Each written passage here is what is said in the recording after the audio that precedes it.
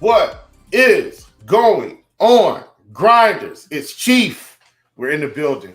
It is Take Your Pick'em. It is Tuesday, June 27th, 2023. I am elated to come on and talk with all of you amazing people in this industry. So excited, man. Just a blessing to be able to come on and do this show with you guys and for you. It's just really amazing. Uh, Today is going to be a good day, I think. Looks like we came off of a sweep on yesterday, so we'll go over that as we get there. But for those of you, I just like to spread a little positive energy into the world. If you're new to the show, this segment is Winning Words of Wisdom. And this one is coming from Gene Chatsky. And when I came across this one this morning, I said, man, this is a really good one here. Check this out. It says resilience isn't a single skill. It's a variety of skills and coping mechanisms. To bounce back from bumps in the road as well as failures, you should focus on emphasizing the positive. And I think that's so true, especially in DFS, man. You're going to have some setbacks sometimes. You're going to put all this research in and everything's going to be looking good. And at the end of the night, that bankroll does not say or line up with what you anticipated. Just bounce back in that mind. Say, you know what? Process is sound. We're going to get back on the saddle, and we're going to start rolling here. Good morning, Bama, Andrew, Boom Shakalaka. So glad to have you all here live with me on the show today. Thanks so much for joining us. And then, Andrew, I see you've got a question in there. I'll get to that question right after we go over our recap, my friend. And good morning, Jason, as well. Happy Taco Tuesday. We will be focusing on PrizePicks this morning. So let's go over our recap. And on the month, yesterday definitely helped us out with the sweep. So we got a sweep on yesterday.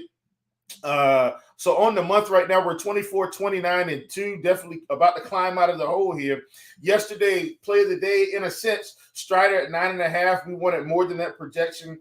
That one was a win. We had Dylan Cease. He was at 6.5 on Underdog and Vivid, and then he was at 7 on PrizePicks. I ended up taking the 7 as well. I felt like he was going to be okay. We got the W there. All of these guys actually picked up 10 strikeouts yesterday, which was fairly incredible. And then we took Reed Detmers at 6 strikeouts, more than that projection. We won there. So we got the sweep, got 3 right. If you followed my PrizePicks videos yesterday, we took Matthew Boyd less than 60 pitching outs.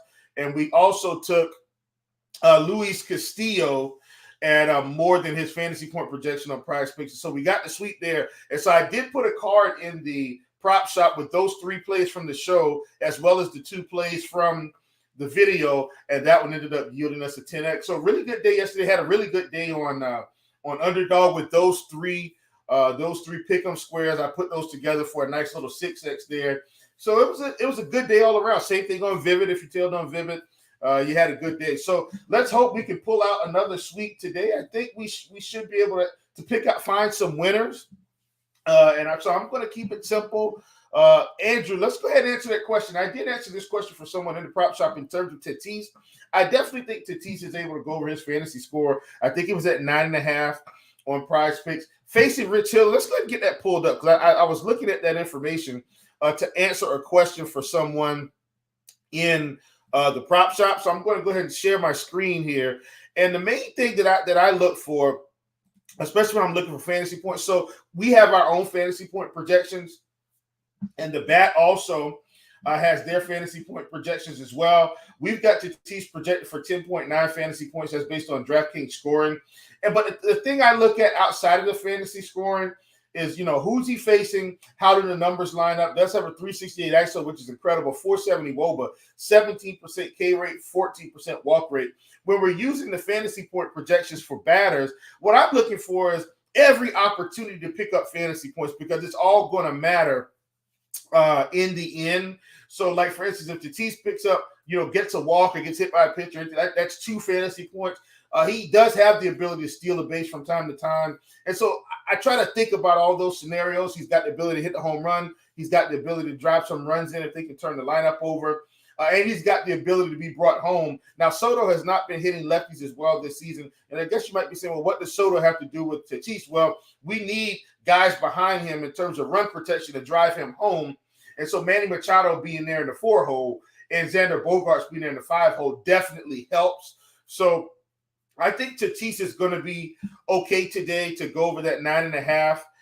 Andrew, even if you got it at 9.5, I definitely like that particular one. You also asked about Lindor. I think Lindor is okay. Lindor, I'm assuming Lindor is probably somewhere around 7.5 or something like that. I haven't checked his yet, but that's going to be my assumption. I think he's okay. I mean, the strikeout rate's marginal. It does have 11% walk rate, 172 ISO, 308 WOBA. I would probably side more with, if I only had to choose one, I would definitely side with Tatis over Lindor today for what it's worth. But that would be my initial read. All right, here we go. Let's hop in, folks, and talk about what we're going to do today. And first off, this guy's going to be a repeat guy. This has been a guy that has definitely, in my opinion, picked up a pretty good season so far. And that's going to be Tyler Wells. He's going to be facing the Cincinnati Reds. And I know the Cincinnati Reds have been a fairly hot offense, don't get me wrong, but there's still some strikeouts here. Tyler Wells on the season, 26% K rate, 29.9% to lefties, 23% to righties. Over the past 30 days, 29% overall, 35% to lefties, 23% to righties. And so in terms of the higher strikeout bats, we've got McClain, we've got De La Cruz, we've got Votto, who's just coming back, typically a lower strikeout bat, but as of right now, he's around 30%. Benson and Stevenson. And then we've got some other bets here, Friedel at 16, Indy at 15, Fraley at 17, Steer at 18. But one of the mantras that I live by when I'm trying to target strikeouts is, do we have enough combination of the two to paint the picture that this is going to work? Where low strikeout doesn't mean no strikeout. And so I definitely think any of these other low strikeout guys, Friedel, India, Fraley, Steer, any of them could strike out at least once in this matchup.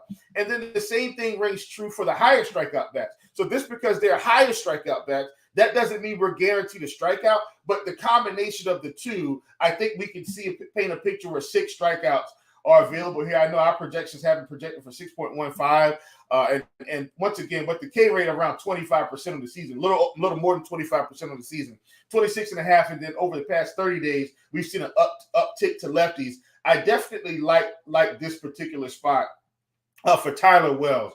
So at 5.5, I definitely want to include this one today. I think this is a good one for us to take advantage of. Wells has been pitching really well, and he's at home today. So I'm very excited about this particular opportunity. Once again, understanding that Cincinnati has been hitting the ball well, but I think Tyler Wells will have his opportunities for strikeouts, and I think he'll be able to pick up the 6 that we need. Okay, I'm going to move on to the next one, and we are going to mostly concentrate on PrizePicks today because I feel like a lot of the options that they have for me are really good. And so in that same game, I'm actually going to go over to Andrew Abbott.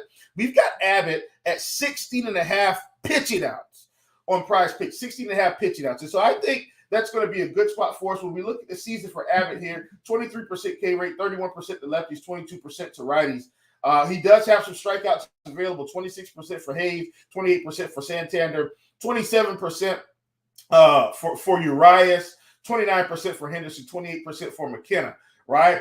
And then the other thing that I like is when I'm looking at this, I have looked at kind of where he's been since he's come in. Cincinnati is a team seemingly that they're kind of going to let their pitchers go. Like we've seen Abbott get up to over 100 pitches in at least 1 or 2 of these starts.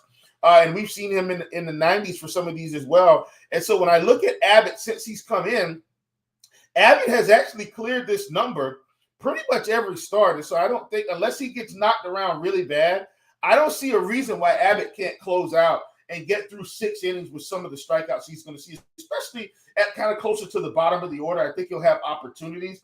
Now, he does lean to be more of a fly ball pitcher, at least currently. And he is giving up a fair amount of hard contact, but I'm not going to worry about that right now. I definitely think the opportunities will be available for us. So I like that in terms of what we've seen from Abbott so far. Abbott against Milwaukee, 6 innings, against St. Louis, 5 2/3, against Houston, which is a pretty tough team. St. Louis and Houston, pretty tough teams, 18 strikeouts, and then, of course, Colorado with that dreadful lineup that they have with all those guys out. He was able to clear 6 innings as well. I think Abbott clears another 6 innings today. So at 16.5, once again, we're going to focus more on prize picks today. At 16.5 pitching outs, I like more than that projection. I think this is another opportunity for him to continue to do some damage here in the league. So once again, like that one. So those two props, Wells is at 5.5 strikeouts. I want more than that projection. Andrew Abbott at 16.5 pitching outs. We want more than that projection. I also like Wells over pitching outs at 17.5, and I am going to mix some of that in to some of my alternate cards. But my primary is Wells. So we're not going to include that. Wells at 5.5 strikeouts will be included in the official tally. Andrew Abbott at 16.5 pitching outs will be included in the official tally. On a side note, I do like Abbott at 5 strikeouts as well. You can get that on Underdog, and I believe you can get that on Vivid unless they bumped it. But once again, those won't be included in the official tally, but I'm just telling you, I am going to have some of those mixed in. I do think at 5 that's a good opportunity for some success there to kind of have some alternate props. And perhaps we hit both of them. I believe we will hit both, but I'm just letting you know I am going to be doing that. But the strikeout prop for Abbott and the pitching outs prop for Wells will not be included in the official tally. 5.5 strikeouts for Wells will be included. 16.5 pitching outs for Abbott will be included. Those are the official plays. The other ones are just going to be some alternate cards. Okay, let's move on to the next one. And so today, once again, I said I was going to focus on prize picks because I did like the options seemingly that we had today. That's going to be another pitching outs prop. And so that's going to be Clayton Kershaw. We're going to Coors, and I guess you guys are thinking, Chief, are you crazy? What is going on? Well, this lineup that he's going to see in Coors today, we do have C.J. Cron coming back, and I get that. I think C.J. Cron will be back. I think Kershaw is going to get there. We got him at 17.5 pitching outs. I think he can clear 17.5. We've seen Kershaw, even when the strikeouts haven't been there this season, he's a professional pitcher. This guy is able to get some quick outs from time to time. And so at 17.5, even in Coors, I want more than that projection. We've seen him against the Angels. I'm just giving out the past few performances against the Angels, 21, 7 innings, 6 innings against the White Sox, 7 innings against Cincinnati, 7 innings against the Yankees, only 15 against Tampa Bay. And what I'm saying here is that this Colorado Rockies team, even in Coors, is not as good as some of the teams that he's seen. And there's strikeouts galore here. So I definitely think Kershaw has the ability to get it done. Does lean to be ground ball here, about 46% on the season so far. And so even in Coors, once again, I like it. I just think this lineup is just still not where it should be for them to do damage against Kershaw. So once again, Kershaw's a guy, he's been pitching very well. Once again, we've seen Dave Roberts kind of let him go, which has been good. And even in terms of pitches thrown, which is very important for Kershaw, because we know historically the Dodgers have kind of limited pitch counts for certain pitchers. Kershaw seems to be back, fully healthy. 100 pitches against the Angels, 97 against the White Sox, 98 against Cincinnati, 96 against the Yankees, only 84 against Tampa Bay, and that was a spot obviously where I'm pretty sure he got knocked around quite a bit, and they just elected to pull him. But the pitch count numbers have been there, and so if the pitch count numbers are going to be there, I'm definitely going to side with Kershaw going at least 6 innings in this spot. Even at Coors Field, this lineup is not anywhere near where it used to be. And it seems like I have a lot of alternate props today, so I'll give you another alternate prop for Kershaw, another alternate pick'em square for Kershaw. Kershaw's at 6 strikeouts. I do want more than that projection. Once again, that will not go in the official tally. But I do like, and I will have some alternate cards with 6 strikeouts because, once again, as you can see here, 31% for Tovar, 36% for McMahon, 27% for Cron, 43% for Montero, 37% for Montez, 43% for Doyle. I think this is going to be an opportunity for Kershaw to have some strikeouts even at Coors Field. So those are definitely options that I'm going to be targeting. And so it looks like we're about at our closeout time. I'm going to go over our recap with the alternate props. Once again, alternate props will not be included in the official tally this time, but I am still going to mention them just in case you want to do some mixing and matching of your own. So once again, we're going to go back to the top of the list. We've got Tyler Wells at 5.5 strikeouts. We want more than that projection. We will be also utilizing an alternate line for Tyler Wells, which is 17.5 pitching outs. This is all based on PrizePicks. I'm going more than that projection. We've got Bryce Elder. We've got Andrew Abbott at 16.5 pitching outs. We want more than that projection.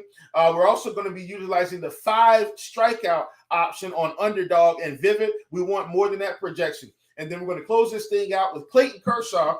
The official is at 17.5 pitching outs on PrizePicks.